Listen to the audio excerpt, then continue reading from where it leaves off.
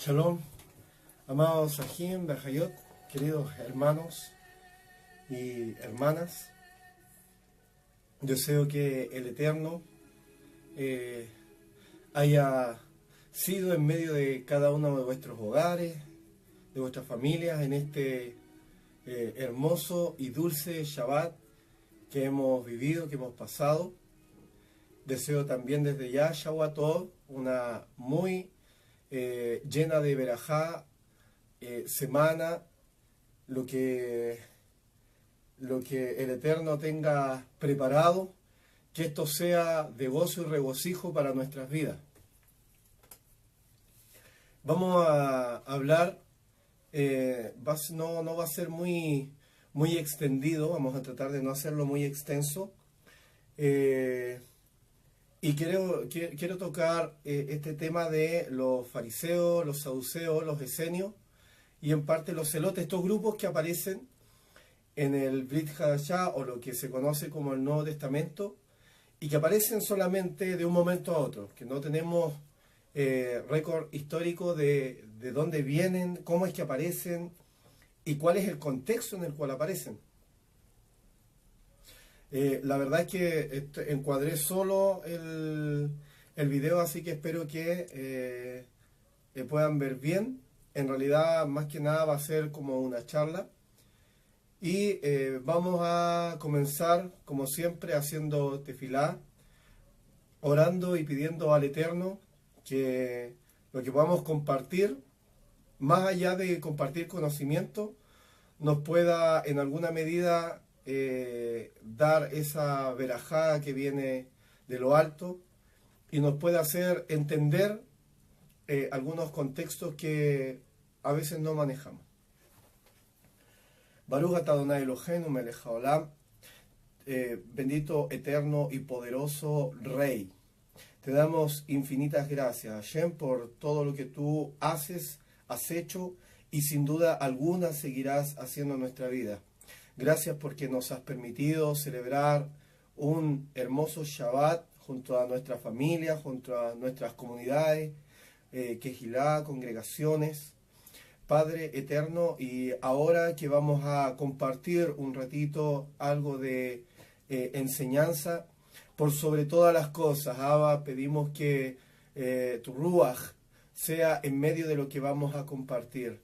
Que esto sea de verajá para nuestras vidas y que podamos entender y comprender un poco más el contexto de la llegada de nuestro amado Mashiach, y aquí es a lo que él se tuvo que enfrentar en el momento de venir a este lugar, en el momento de bendecir esta tierra tan solo con el hecho de caminar por ella.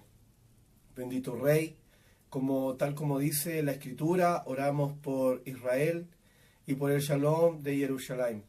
Beshem Yeshua HaMashiach. Amén. Amén. Vamos a ¿Alguien sabe lo que significa amén? Esto, cuando nosotros que estamos acostumbrados a hacer algún tipo de enseñanza, siempre que topamos con alguna palabra especial, nos gusta enseñar. Si no sabe lo que significa amén, porque cuando uno está estudiando, lo que siempre dicen es que significa así sea. Se da una referencia a una traducción como así sea. Sin embargo, la palabra amén es un acróstico. Es una alef, una mem y una nun sofi. Y lo que esto significa es Adonai Melech Neema. Y esto significa Dios Rey fiel. El Eterno como Rey fiel. Y lo que estamos diciendo cuando nosotros decimos amén sobre algo, es que lo que declaramos estamos poniendo por sobre lo que estamos diciendo, sobre lo que nos están entregando, estamos poniendo la fidelidad de Dios como sello. Bueno, eso era en un paréntesis. Vamos a partir desde muy atrás en la historia. Vamos a partir desde Alejandro Magno, ya que cuando Alejandro Magno conquistó Judea, pasando por Egipto, cuando Alejandro Magno iba conquistando, el imperio helenístico pasó a ser parte del imperio greco-egipcio. Y posteriormente, en una serie de guerras entre los mismos generales de Alejandro Magno, él tenía 4 generales, 4 tremendos generales, pero no nos vamos a detener ahí. Estos generales empezaron a pelear entre sí por los territorios conquistados, y este imperio greco-egipcio pasó a ser parte después del imperio greco-sirio. Es decir, tenemos el imperio helenístico, posteriormente greco-egipcio y posteriormente greco-sirio. Cuando pasaron a ser parte del imperio greco-sirio, cuando a medida que iban pasando por distintos lugares, querían introducir el paganismo griego en los distintos lugares por que iban conquistando. Es decir, llegaban a un lugar, elevaban un altar y a través de ese altar se declaraba esa ciudad como ese lugar conquistado como un lugar pagano e idólatra. Esto pasó hasta que llegaron a la ciudad de Modín, la ciudad donde vivía la familia de los asmoneos.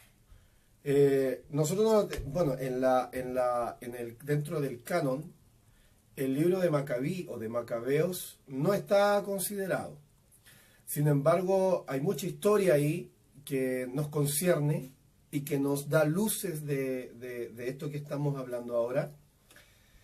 Y los asmoneos vienen siendo los macabeos. Pasaron por la ciudad de Modín, levantaron un altar, pusieron un dios ahí, un ídolo, y se levantó la familia de los asmoneos, echó abajo el altar, ¿verdad? Este dios, Dios con minúscula, por supuesto, este altar pagano, y empezó lo que nosotros conocemos dentro de la historia como la Revolución Macabea, la guerra de los 33 años, del 175 al 142. Recordemos que en el año 586, con Nebuchadnezzar o Nabucodonosor, Israel pierde su independencia y obviamente son llevados en cautiverio, ¿verdad? Pierden su independencia y son llevados en cautiverio por el imperio babilónico. Bueno, desde el año 175 hasta el año 142 se libra la guerra de los macabeos. Y esta guerra, que duró 33 años, es la que retoma esta independencia que se perdió en el año 586 con los babilonios, Jerusalén o Israel vuelve nuevamente a declararse libre e independiente por este levantamiento de los macabeos. Pero esto que están todos celebrando, ¿verdad? Nosotros hemos escuchado la historia de Hanukkah, de las 8 velitas, el aceite que no faltó, una historia tremenda de mucha verajá que concierne a nuestro pueblo, por supuesto.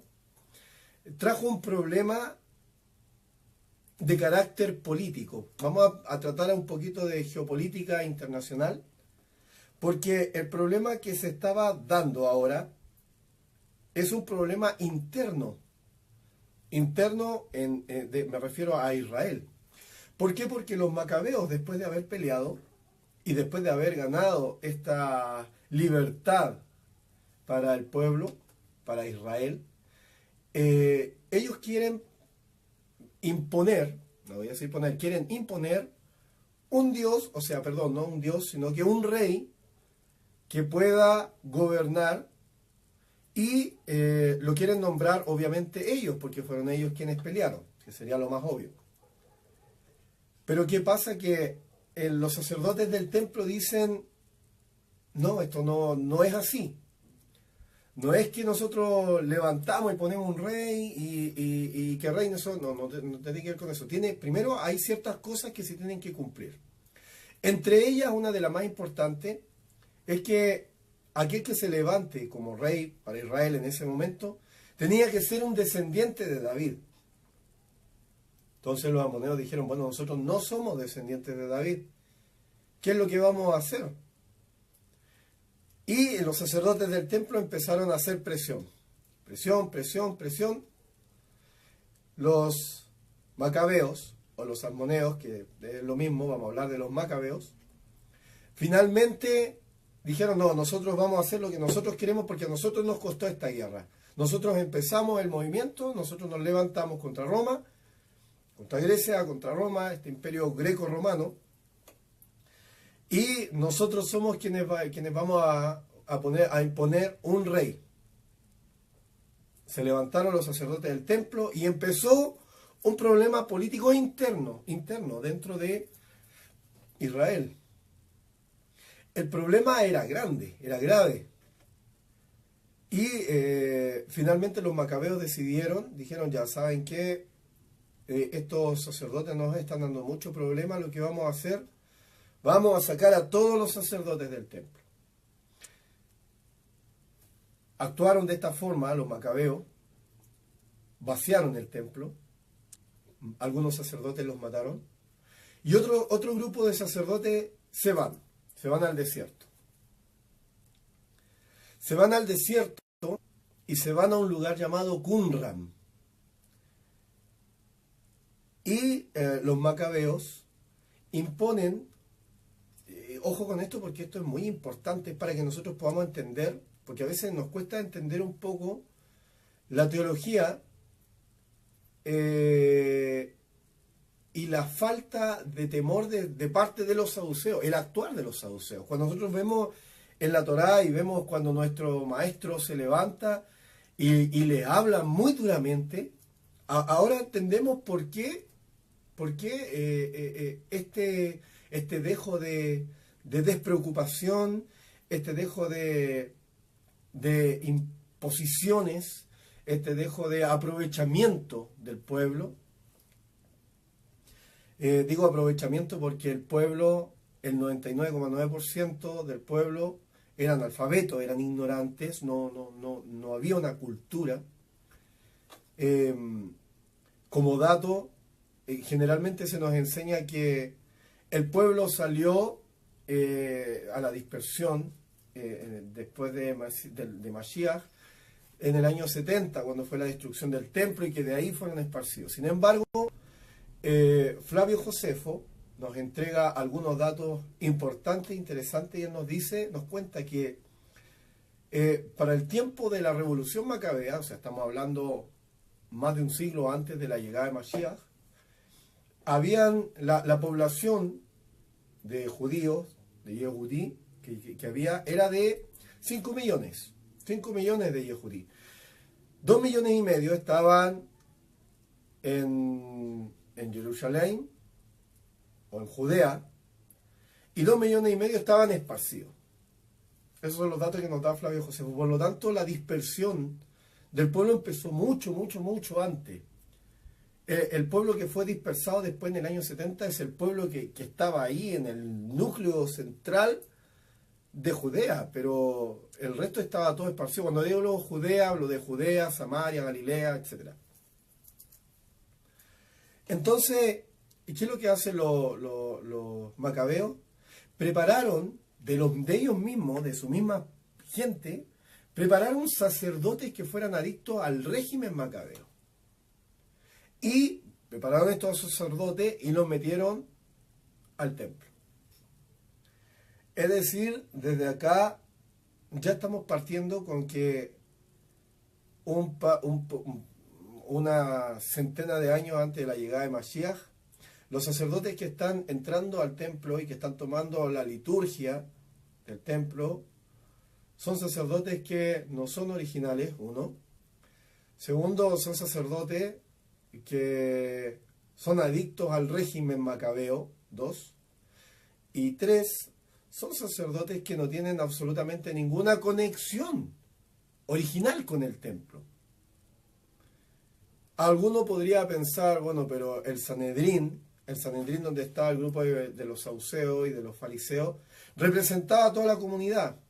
No, el Sanedrín en realidad el Sanedrín estaba compuesto aproximadamente por 10.000 personas, de 5 millones o de 2 millones y medio que estuvieran ahí. Por lo tanto, era una minoría. Era una mayoría de saduceos que representaba a la minoría de fariseos y una mayoría de fariseos que no representaba a nadie, porque en realidad nadie del pueblo se veía representado a través de ellos. Pero estos sacerdotes que son impuestos en el templo, que llegan de manera impuesta a través de los macabeos, son lo que nosotros hoy día conocemos como los saduceos. Es decir, los saduceos son los sacerdotes que los macabeos introducen al templo y que no son los sacerdotes originales. Ya tenemos uno de los grupos, ya sabemos de dónde salen los saduceos. Los sacerdotes que estaban en el templo, los sacerdotes originales, algunos los mataron, algunos mueren, pero otros se van a lo que nosotros conocemos como Qumran. Y yo sé que ya están pensando en Qumran. ¿Y en quiénes estuvieron en Qumran?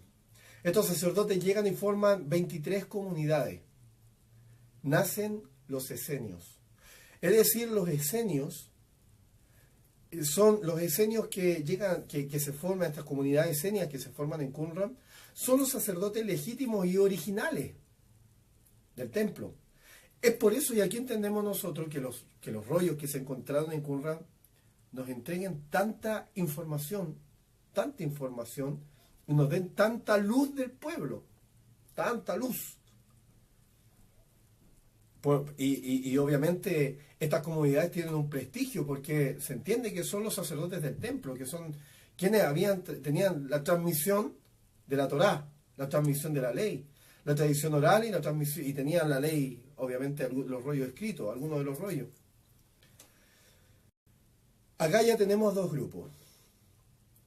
Los saduceos, dijimos, aquellos que fueron impuestos por los macabeos, y los esenios, que son los sacerdotes originales del templo, que se van al desierto. ¿Por qué van al desierto?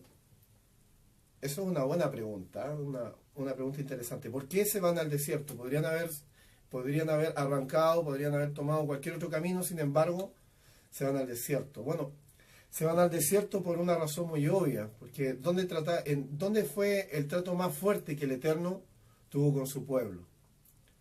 Ellos vuelven a la máxima ortodoxia en el desierto, al trato original, al trato ancestral. Detienen ahí su camino, miran hacia atrás y dicen, bueno, el Eterno trató con nuestro pueblo en el desierto. Y eso es lo que buscan los sacerdotes. Los, Partimos por los saduceos, porque los saduceos tienen o son los que dominan todos los resortes del poder. Los saduceos son los que tienen el poder político, religioso y económico. Y los saduceos tienen, bueno, entre otras cosas, pero su creencia es que son bastante rígidos en realidad. No creen en la resurrección, eso es lo primero. No creen en la resurrección. Los saduceos dicen que la vida es una sola, y como es una sola, hay que vivirla y hay que vivirla bien. Bueno, con esa clase de teología entendemos por qué son la élite política, religiosa y económica. Claro, ellos de lo único que se preocupaban era de tener riqueza, de tener un buen lugar, un buen puesto. Y aquí nosotros empezamos a entender la crítica de nuestro bendito maestro. Cuando dice, ustedes se paran en las plazas, alargan su filacteria, y ahí a vista de todo, y empezamos a entender por qué ese actuar, porque de otra forma no se nos hace entendible. Ellos eh, están tratando, en realidad no están tratando, sino que lo que hacen es que cuando alguien comete un pecado, instauran la doctrina de que si no llevan el animal al templo, a los saduceos en este caso, para que sea sacrificado, entonces no tiene perdón el pecado. Entonces, ¿qué pasaba? Que alguien cometía un pecado. Recordemos que según el orden del pecado, alguien que llegaba con una paloma iba subiendo hasta que llegaba con un toro. Ahí ya nos hacíamos una idea de cuál era el tremendo pecado que podía traer el del toro, y alguien que traía una palomita y que seguramente hizo algo sin intención o hizo algo de menor gravedad. La cosa es que cuando llegaban con los animales al templo, a los saduceos, los saduceos tomaban el animal, no hacían ningún sacrificio, por supuesto, los saduceos no hacían sacrificio, sino que guardaban los animales, tenían corrales llenos, y después ellos disfrutaban de esos animales. Ellos disfrutaban de esos animales. Y claro, seguramente hacían alguna verajá sobre la persona y hasta luego. Y tenemos que esto entenderlo y tenerlo bien claro, porque era prácticamente imposible que hicieran algún tipo de sacrificio, uno por el tiempo en el que estaban viviendo, segundo porque no es difícil ver que el movimiento saduceo tiene una cierta conexión con Roma. Lo vemos en el Brit Hadashah, una cierta conexión con Roma. Hay algo un poco que nos deja entrever y nos deja entender que efectivamente estos sacerdotes no son los sacerdotes del templo, porque los sacerdotes del templo primero no hubiesen tenido ningún tipo de contacto con alguien que fuera goy, un goyim, en ese tiempo, y hubiesen mantenido los sacrificios como correspondía. Los esenios, por su parte, tienen otra creencia, otra doctrina. Ellos piensan que el fin del mundo es en cualquier momento. Ellos dicen, mañana llega el fin del mundo. Ellos esperan o ellos creen que el mundo se acabe en cualquier momento. En cualquier momento. Tienen una doctrina como fatalista, como apocalíptica. Dentro del pueblo, alguien se tiene que levantar para sacar al pueblo, o para tratar de llevar al pueblo a algo de conocimiento y sacarlo de esta ignorancia. Entonces aquellos que tienen la autoridad de interpretar la Torá son los que se levantan. Se levantan hombres que empiezan a interpretar los rollos de la ley, no para sí, sino que para el pueblo, y empiezan a interpretar en contra del templo saduceo. ¿Por qué? Porque ellos le dan más, en este caso, los que empiezan a interpretar, le dan más importancia al arrepentimiento que al sacrificio. Ellos dicen, si tú le hiciste un daño a tu hermano, acércate a él y pídele perdón. Y luego, si fuera necesario, lleva el animal para que se haga el sacrificio en el templo. Pero primero reconcíliate con tu hermano, eso es más importante. Y ellos empiezan, y aquí seguimos entendiendo que este problema político que partió en el momento en que se gana la independencia, entre comillas, se gana la independencia de Israel, este problema se va agrandando, es una bola de nieve, se va agrandando cada vez más, porque son más los grupos que se están haciendo parte de este problema. Ahora ya tenemos a la figura, porque ahí aparecen aquellos que se levantan a interpretar la Torá entre el pueblo y que van contra el movimiento saduceo, son aquellos que hacen nacer la figura del rabino, es decir, los fariseos. Aquí nacen los fariseos. El fariseo es aquel que se levanta entre el pueblo y que empieza a darle una interpretación a la Torá que va en contra de lo que dice el templo, en este caso, y los saduceos. Y estos son los fariseos. Los fariseos sí creen en la resurrección.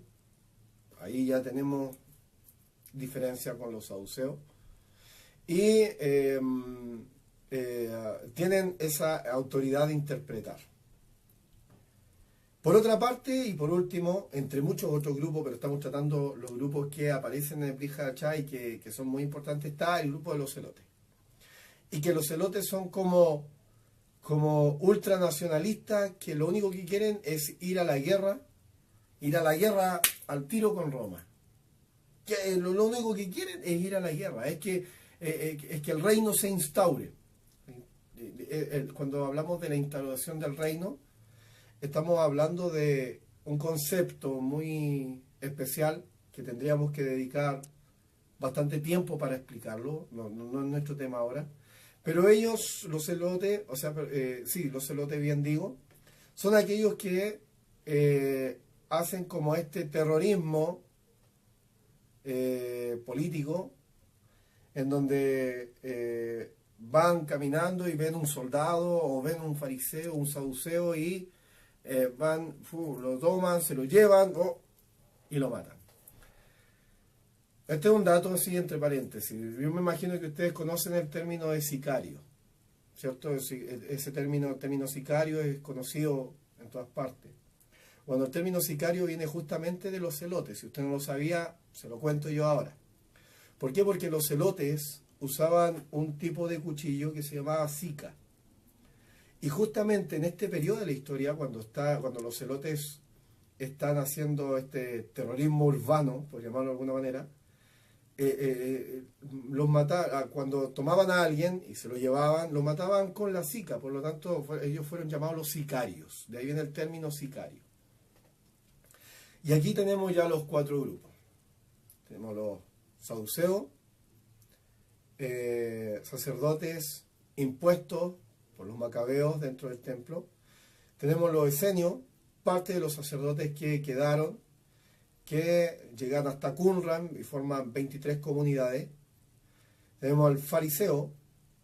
El fariseo son aquellos hombres de entre el pueblo que tienen la autoridad de interpretar la Torá y que están interpretando en contra del templo y en contra de los saduceos, porque le están dando más importancia al espíritu de la ley que al cumplimiento de la ley de manera tan tácita. Y por otro lado tenemos al grupo de los celotes que son ultranacionalistas judíos que quieren ir directamente a la guerra contra aquellos que están haciendo la ocupación, en este caso los romanos, y que provocan y llevan a cabo un tipo de terrorismo urbano. Estos son los cuatro grupos que predominan entre muchos otros cuando nosotros leemos algunos registros del Brit Hadashah. Esto se lo digo para que vean ustedes a qué se vio enfrentado nuestro bendito maestro cuando llegó a a la tierra. Cuando él comienza su ministerio, él se ha enfrentado a todo esto, a todo este problema político. Pero este problema político que es interno. Ahora uno podría pensar que por último el movimiento entre fariseo y saduceo era un movimiento en bloque. No, no era así. Porque fariseo y saduceo, aparte de tener diferencias en cuanto a doctrina, dentro de los mismos fariseos también hay diferencias, porque hay fariseos que siguen, hay dos grandes escuelas en este tiempo. Una es la escuela de Hillel y la otra es la escuela de Shammai. Los de Hillel son los que siguen una línea un poco más flexible y los de Shammai son los que siguen la línea rígida, la línea del rigor. ¿Qué decían, por ejemplo, aquellos que tenían la doctrina de Shammai?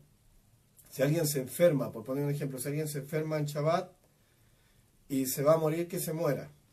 Porque el hombre no tiene autoridad para en Shabbat tomar el lugar de Dios e impedir la muerte de un hombre. O sea, ellos cumplen la ley a rajatabla, tácitamente. Por otra parte, Hillel dice, no, esto no es así, no es así. Tenemos que darle importancia a lo que es el espíritu de la ley. Si alguien está enfermo, tiene que ir al médico, lo tiene que ver un médico, tiene que sanarse. Entonces, ya dentro de estos mismos grupos estamos viendo que también hay divisiones. Bueno, a todo esto se ve enfrentado nuestro bendito Mashiach Yeshua. Como dato también les comento que desde el año 6 hasta el año 66 hubieron 24 aspirantes a Mesías. Entre ellos nuestro bendito Mashiach Yeshua, a quien el Eterno resucitó con la supereminente grandeza de su poder, según dice el Virgen Hadashah. Espero que este video, esta pequeña charla, les ayude a tener un panorama un poco más amplio de la historia. Y espero también, por sobre todas las cosas, que a través de estas pequeñas cápsulas, de estos pequeños estudios, podamos nosotros también entender un poco más de la Escritura, acercarnos un poco más al Eterno y entender cuán importante es saber de nuestra historia. Me despido diciéndoles que no existe cosa tal como el Israel espiritual, ya que Rav Shaul dijo, si vosotros sois de Yeshua, ciertamente sois linaje de Abraham. Un abrazo de parte de Keilah Mesiánica Beit Emuná, Shaua Tov, mucha verajá, que tengan una semana muy luminosa y que el Eterno sea con cada uno de ustedes. Shalom.